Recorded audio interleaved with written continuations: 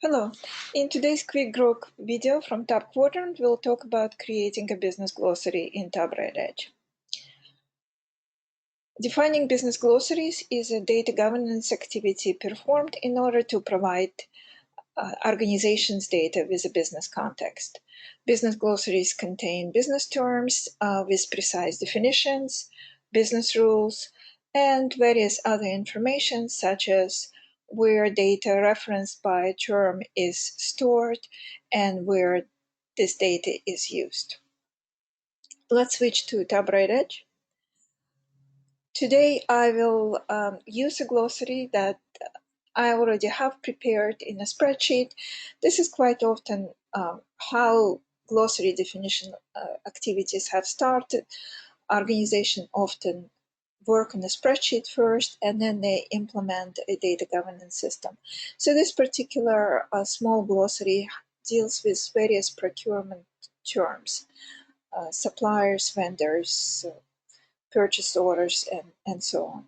So in TopBraid EDG, I will create a glossary that I will call procurement glossary. You could have multiple different glossaries for different domains or different departments in your organization that can be maintained individually and then combined as necessary.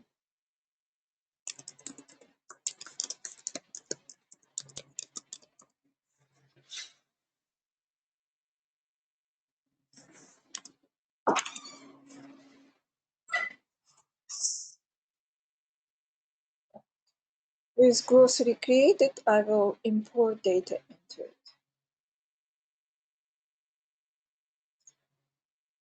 Using the spreadsheet that I've just demonstrated.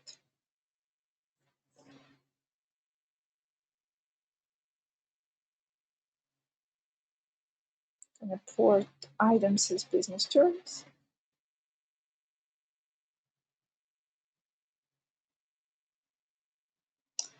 This is a very simple spreadsheet, no hierarchy, so I will pick this pattern.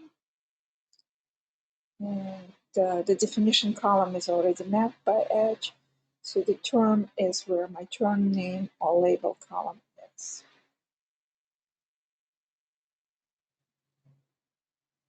And I will use that to form identifier.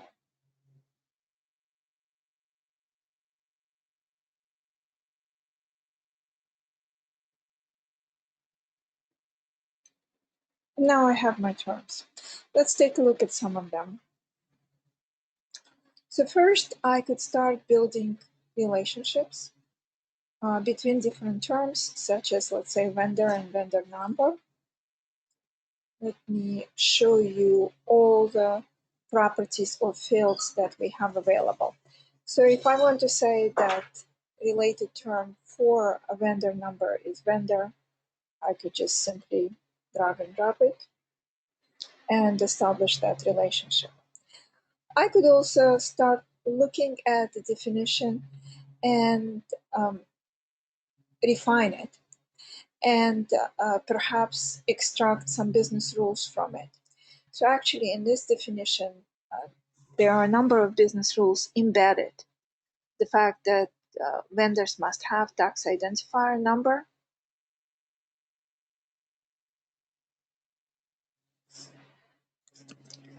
let me create that as a business rule.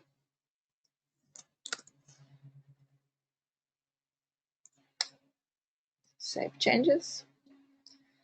And also the fact that vendor IDs are created based on this identifier number. They are 11 characters long. Information about the first character, information about the rest of the characters, and so on. All of this are business rules, and I'm going to capture them explicitly as business rules. I have now moved some of the definition into the business rules, extracting business rules from definitions, and now I have a shorter and more precise definition. I could also define alternative labels for this term, alternative names by which this term can be referred to. For example, this could be supplier number, could also be vendor ID, and could also be supplier ID.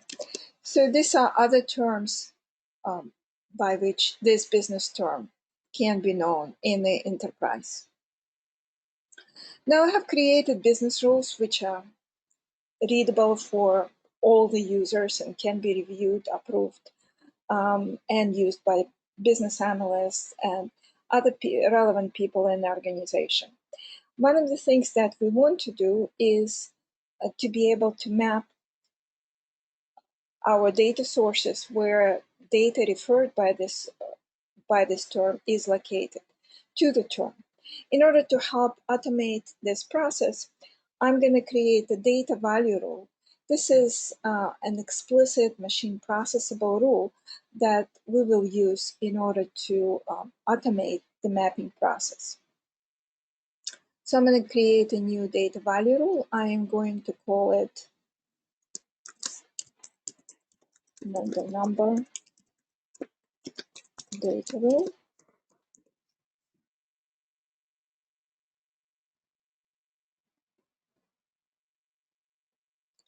And I will go to this rule and I will specify in the machine processable terms how the vendor number should look like.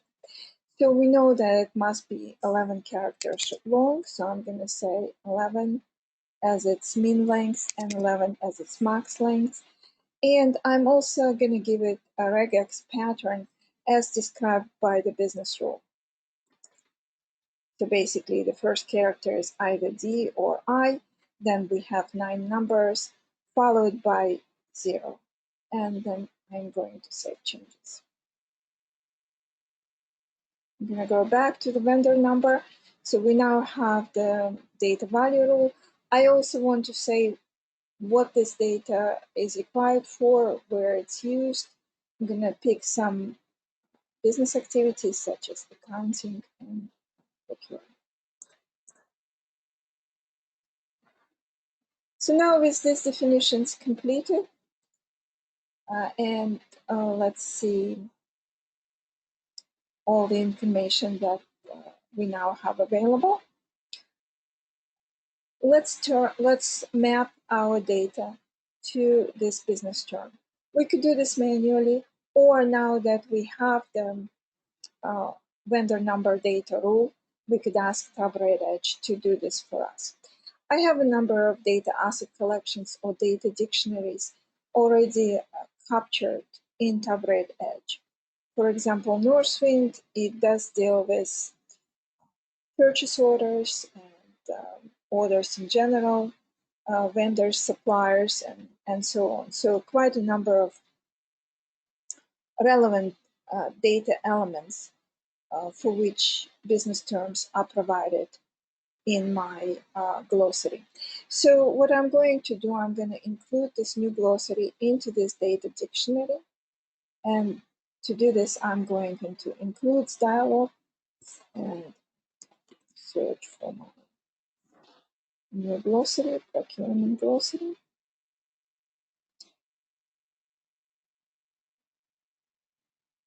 And now if I wanted to, I could do the mappings manually. For example, I could go into the, let's say, customer ID, search for customer.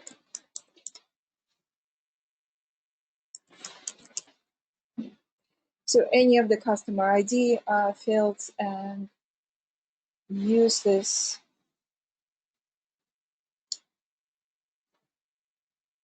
use the traceability section where we have map to term to, let's say, map it to customer number.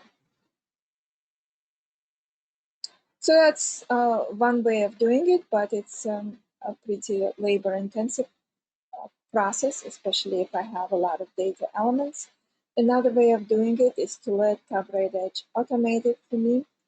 I'm going to go into the problems and suggestions view to do this. And I'm going to ask TopBraid EDG to run suggestions for me. I'm not going to perform validation. I'm just going to ask it to see if it could make any suggestions with respect to mapping. And yes, it found some suggestions. So there is a supply num field in the database, and it suggests to map this column to the vendor number business term. I could take a look and see how my data looks like. So this is indeed the length of the values is 11. I could even look at the data sample by going to the column itself and looking at my data. So based on this investigation, I see that this is a correct suggestion, and I am going to apply the mapping. So now when we're going to go to this data element, we see that it's now mapped to term vendor number. And if I go back to my glossary, I could check to see where this glossary term is used, and that's available under the explore method. And we see that the data element is mapped to this term. And that's basically the process that is typically used for creating and refining business glossaries. You start with some definitions, you iteratively refine them, working with the subject matter experts and your data stewards and any other relevant stakeholders in the organization, and then you ground your data elements in the relevant business terms. Thank you for watching this video.